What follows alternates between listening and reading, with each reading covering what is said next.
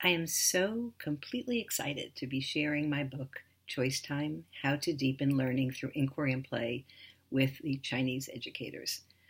I've been working with teachers and children for over 50 years, and I know that it is play that drives learning. Children, when they're playing, they are like at their highest level of learning. The Russian psychologist Lev Vygotsky, I want to read something that he wrote. He wrote, "In play, the child is always behaving above his age, above his usual everyday behavior. In play, he is, as it were, a head above himself." Well, during choice time, children can be explorative, independent learners. They play and they learn at the same time. In my book, I talk about the research that supports the importance of play for young children. And I also talk about two different kinds of play. There's free play and guided play. My book is about guided play. Free play is when children are out in the schoolyard or out in the park, and they might pick up a branch and pretend it's a magic wand or a sword. Nobody tells them what they should be doing. It is totally their own agenda. There's no adults involved. But guided play is something different. Guided play is what takes place in the classroom. And here is how it's guided. The teacher determines what centers will be in the classroom. And actually, as the year goes on, children give input into this and talk about new centers that they like. But at the beginning, the teacher determines certain centers. So there might be a block building center, there might be a math exploration, there might be a science center, a dramatic play center, an art center. All right. So each center, it's the teacher who sets up the area. The teacher decides how big the area should be. For example, blocks need a lot of space. Science might not need so much space, might need like a table and different materials at the table.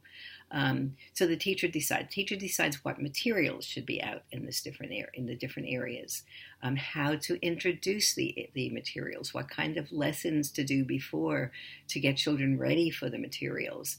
The teacher has discussions with the children about what might possibly take place in these different centers. But that's the guided part.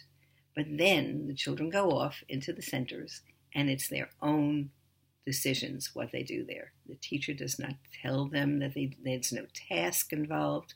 And that's where the really exciting discoveries take place.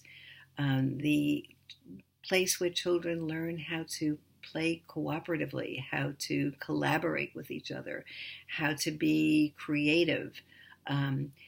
So this is what my book is supporting. In my book, I have a different section for each center.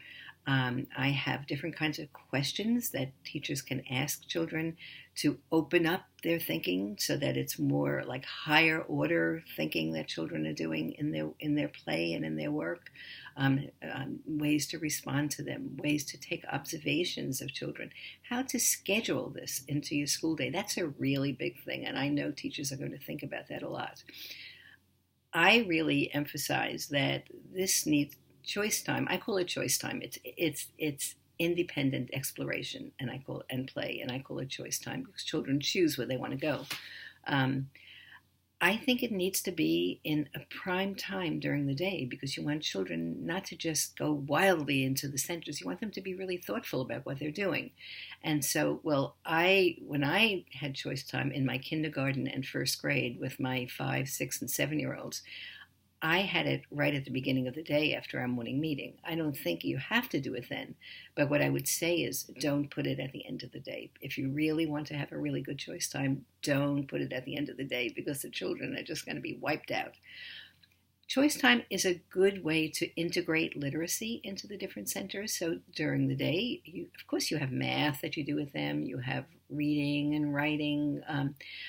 all of that you can integrate into the centers. So, if, for example, in the dramatic play area, if they are turning the dramatic play area into a restaurant, they can write up menus. They can make lists of food that they have to take. They can take orders for each other. In the science center, they would want to record their findings and share it with the class. In the math center, they're going to be doing a lot of measuring and weighing and writing down what they're saying. So they're going to be using all of the different literacy skills in a very authentic way, a really authentic way. So since my book came out, I also have a blog called Investigating Choice Time. It's www.investigatingchoicetime.com. And on my blog, I have videos of how this looks in a classroom. So when teachers read the book, they can go to my blog and they can actually look and see what does this look like in my classroom.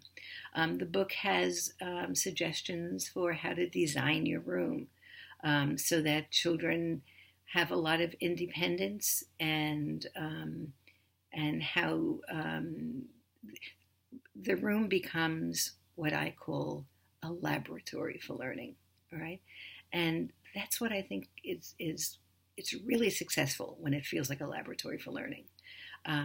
There's an art studio. All right, there's a science laboratory. There's an area, the Block Center, which is really architecture. Children are doing architecture there. So I'm just so excited that this has been very popular in the United States, and I'm getting really wonderful feedback about the book. And so now it's going to be in China, and that is so exciting. I really love to hear from people. I love to hear about questions that you might have. I'm sure that teachers will have questions. You can always contact me through my blog. I want to hear what you're thinking about the book. All right. And I'm so glad that you'll be using it.